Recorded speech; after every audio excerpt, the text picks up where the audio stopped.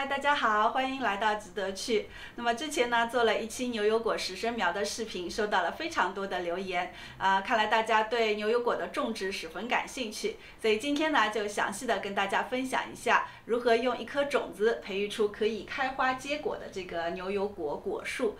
这个视频呢会讲到大家特别关心的一些问题，比如说怎么处理种子，用什么种植机制最容易发芽，那么种子最快发芽的温度是多少？包括它的光照环境如何矮化，以及如何促花促果。好了，那我们现在就开始吧。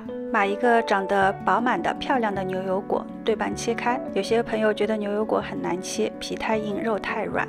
其实呢，只要用锋利一点的刀扭一下，就能打开，看到里面的种子了。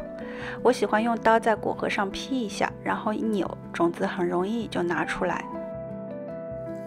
种子拿出来不能立即种，上面附着的果肉呢会发霉，我们需要把果肉洗掉，然后把表面这一层咖啡色的皮也撕掉。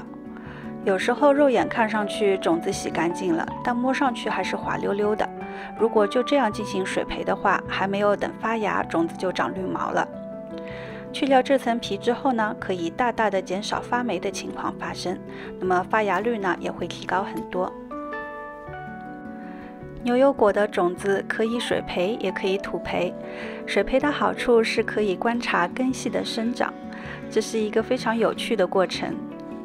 牛油果的种子其实是有一条缝的，水培的话需要用竹签固定一下，要避免插到这条缝，因为随着种子的发芽，缝隙会裂开。插竹签的时候呢，需要有一个角度，让种子的下半部分能泡到水，上半部分能呼吸到空气。水最好没过种子1/3的高度，随时补充蒸发掉的水分，以免种子泡不到水而干掉。土培的话呢，我推荐使用蛭石或者是珍珠岩，它比较干净，家里不会有小黑虫飞来飞去，而且吸水性、排水性都非常好。商业育苗有很多都用蛭石，比如超市买的这种香菜带着花盆，里面就是珍珠岩和蛭石的混合物。我们循环利用，香菜拿出来吃掉，把根清理干净。剩下的蛭石和珍珠岩的混合物呢，正好用来给牛油果育苗。果核只要放在上面就可以了，下面垫个盆子。第一次呢，我们从上面浇水，浇到水从下面流出来。之后如果看到盘子里的水干了，就往盘子里加水，没过花盆的底部就好了，蛭石会自己吸水，保持湿润。只要温度适合，种子不久就会开裂，一旦开裂就离成功不远了。根据我的经验，牛油果发芽的时间跟温度有关，水培和土培的发芽时间差不多，但是发芽之后，土培的10生苗明显比水培的更健康。最适合牛油果发芽的土壤温度是21到27度，所以夏天在室内培育牛油果种子发芽是最快的，大约2到4周，种子就会从中间裂开，底部会先长出根，然后从上部长出小芽。种子发芽后，我们把它放到明亮且没有直射阳光的位置，凉棚下或者窗台前都可以，温度不能低于15度，15度以下呢，小苗会停止生长。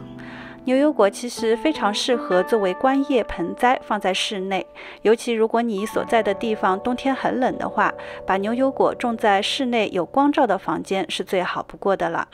我们需要给它换个透水性好、漂亮的花盆就可以了。枝条长到30到40厘米的时候呢，我们要进行打顶，大约留25到30厘米高的主干。这个时候呢，牛油果已经开始有侧芽了。我们把顶部的叶子轻轻掰掉，去除顶端优势之后呢，下面的芽点就会开始生长，变成侧枝。当小苗长大，这25到30厘米的高度就是它终身的主干高度了。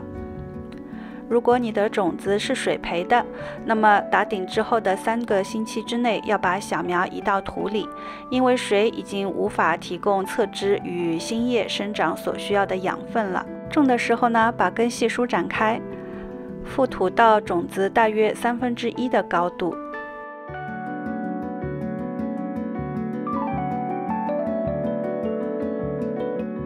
记得要浇透水哦。浇完水之后，记得检查一下，如果下面滴水了，就说明可以了。那牛油果呢，其实不太喜欢潮湿的土壤，所以每次浇水前，先用食指插入土中约1厘米左右看一下，如果干了就可以浇水，如果土下1厘米还是湿的，则不用浇水。牛油果是非常高大的树种，地栽呢通常可以长到10米，根系非常发达，所以盆栽的话，我们要经常检查根系，看到花盆底部有根露出来了，就需要换盆了。把小苗倒过来，一个手托住土面，一个手轻轻拍打花盆，捏一捏，这样很容易就能把小苗倒出来，而不伤到根系。牛油果树喜欢的土壤酸碱度在6到6.5左右，以腐殖土为佳，要有比较好的透水性。推荐大家使用梅尔土，像这样把土填满就好了。别忘记浇水哦。随着小苗逐渐长大，如果你发现叶子越来越小了，那么就需要施肥了。这个时候我们以氮肥为主，鸡粪就是不错的选择。牛油果的实生苗根据品种和种植环境不同，通常需要10年左右才会结果。结出的果子呢，可能因为当初交叉授粉的关系，跟母本会有很大的差别。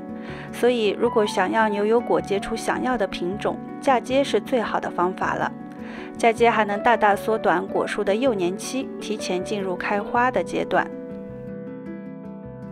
我的这棵牛油果树下地已经3年了。嫁接完的第1年，它基本只是长高长叶子，第2年它就开花了，不过花量很少，只有几朵。今年是第3年，基本上每个枝条都开花，花量非常大。如果你对牛油果嫁接感兴趣的话，欢迎观看我的另一个视频，有详细的嫁接过程。希望你喜欢今天的视频哦，希望这个视频带给你灵感和启发。如果有问题的话，可以给我留言，我会一一回复的。下期见喽！